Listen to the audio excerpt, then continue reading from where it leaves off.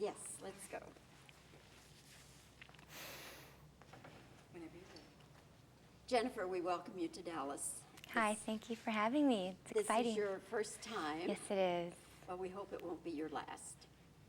And you're doing a role with which you're very familiar.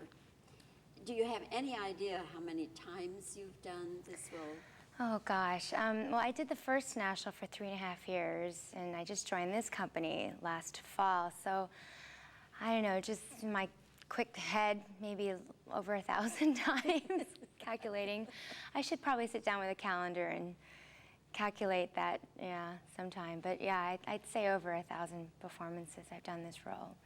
And opposite, how many different Chris's? Oh wow, so I had Jared Emick, Eric Kunze, Peter Lockyer, Alan Gillespie, 4, not counting all the Chris understudies that, got to go on. Oh, I'd say probably over a dozen. When you first saw it, where did you see it and who was playing the role? I first saw this show actually in Chicago, and that's when I joined the first national tour. I hadn't seen it before I started doing the show. I'd only heard the CD and fell in love with Lea Salonga's voice and the entire score. It was gorgeous material. So no, I didn't actually get to see the original Broadway production. I only got to start watching the show and I rehearsed it in Chicago. Prior to this, did you play roles that were not traditional Asian roles? I did. I did a little bit of musical theater in high school. I did Seven Brides for Seven Brothers, and I did The Boyfriend, and my first play was in 6th grade, this musical called Wheels. But this was the first sort of major role I got to play, meaty role I got to play in my career, so it's been really exciting. It's just one of those once-in-a-lifetime roles that you really get to, get your hands dirty and you get to apply all the things that your teachers taught you about your voice and your body and learning how to sing through, whatever, through illnesses, through cold weather, through humidity. So it's, all those technical things that you learn in school. This is one of those roles that you actually get to apply those things. And then, on top of that, all the acting. It's a great opportunity for any actor to get to play such a meaty role. Where do you call home? Well, I'm based in Los Angeles now, but I grew up in Seattle. Born in the Philippines. So. Born in the Philippines? Born in the Philippines. And so both parents are Filipino? Mm-hmm, that's correct. And they're still in Seattle.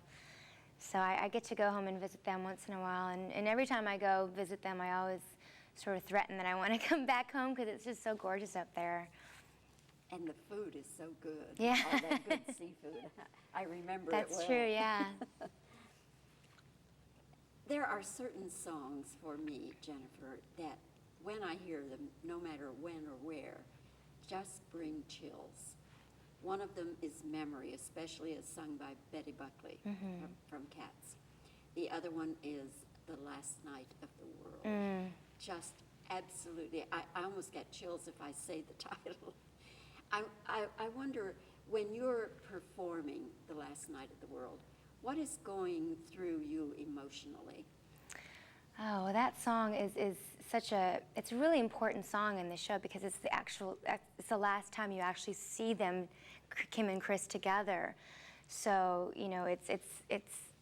it embodies that hopeful desperation of these two young lovers, wanting to be together, but unfortunately can't be together. So it's such an emotional song, and the harmonies and the lyrics are just so gorgeous.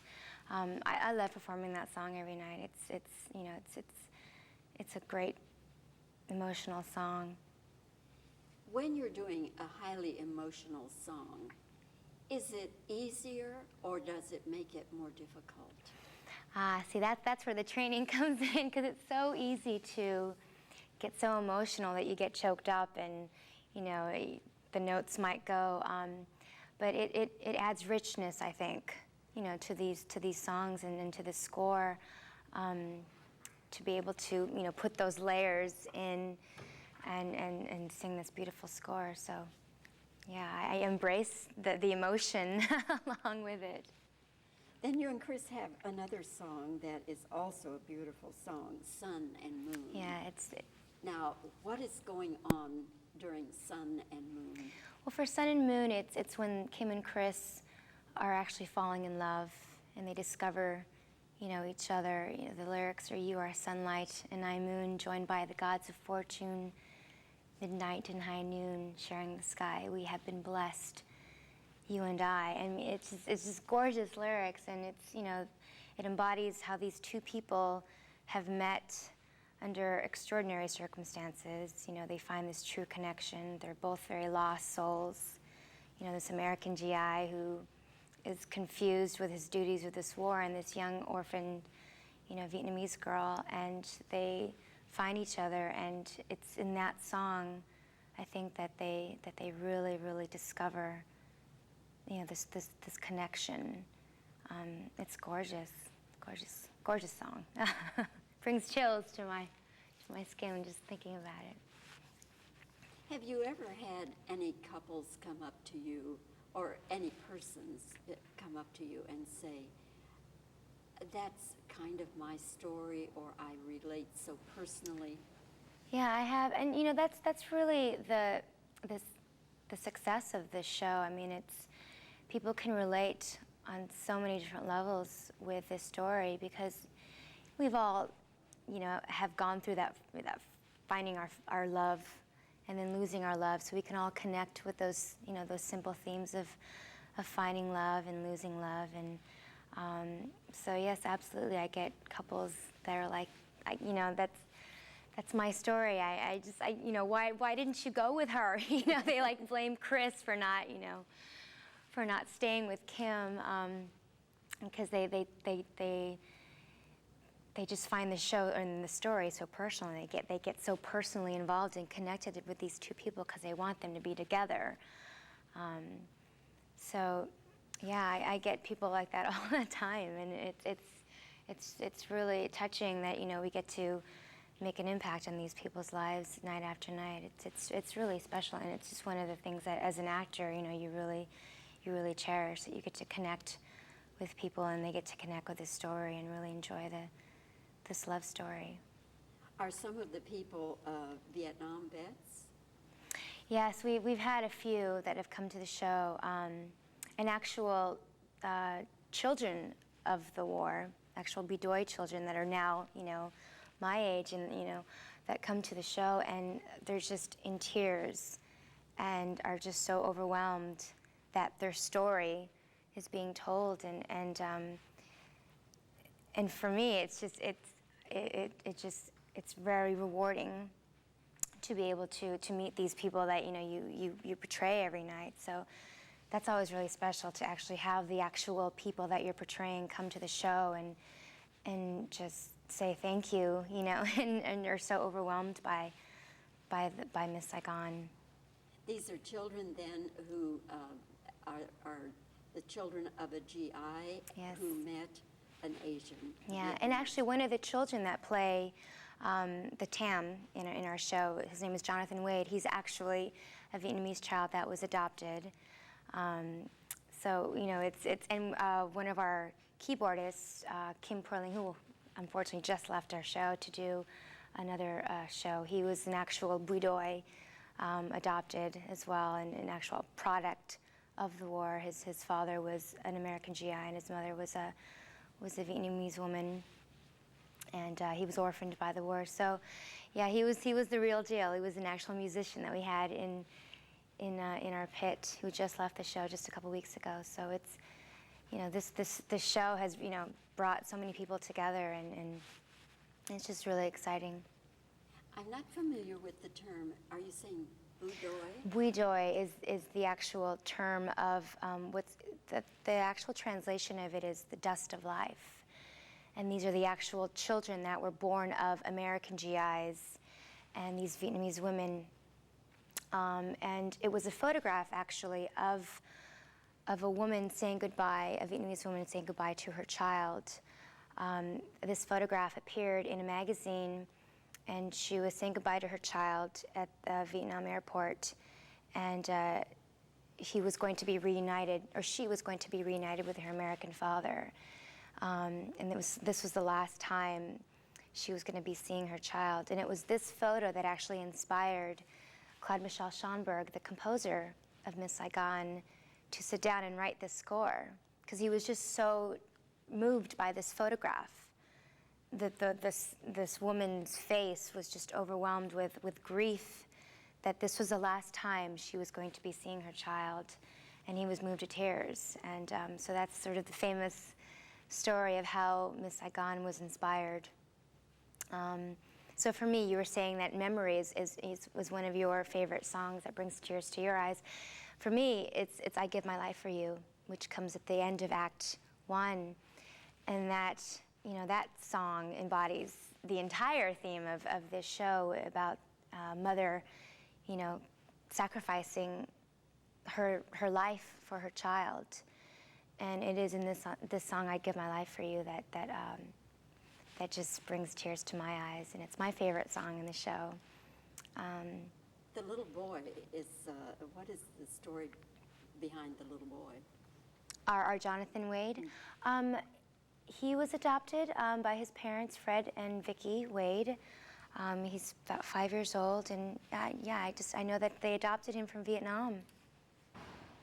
That's his story. And then he auditioned for this show, gosh, I believe in Florida, and he's been with the company for almost a year now.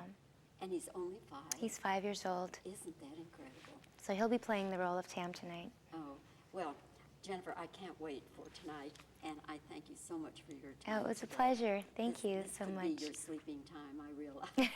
Yes, I would be taking a nap now. Okay. Thank you so much. Thank you for having me. That was a lovely interview.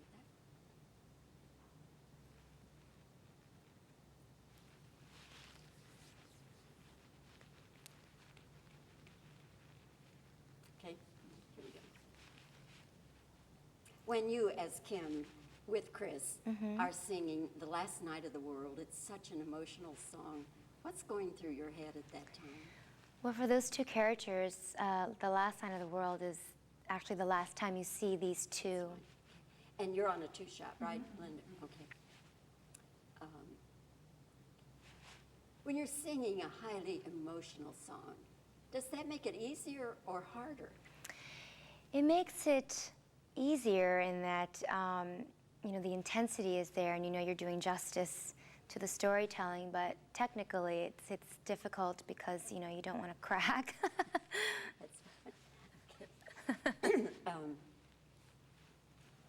Okay.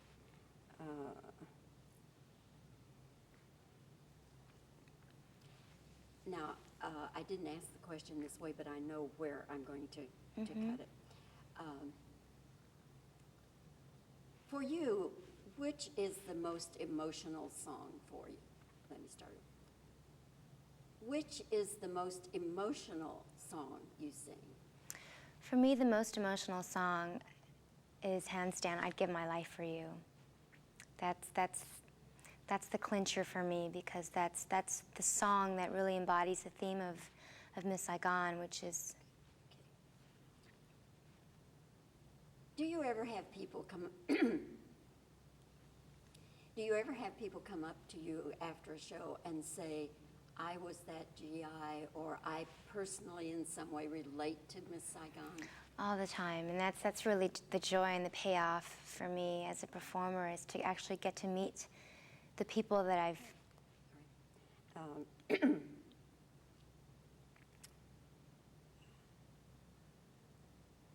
I'd Give My Life for You. Who is the little boy? What's the story with him? The little boy who plays Tam in our show, his name is Jonathan Wade, and he's actually a Vietnamese boy that was adopted by his parents. So he's a little 5-year-old boy, and he's actually playing my son. So it's very personal for him to be in Miss Saigon, having been adopted from Vietnam.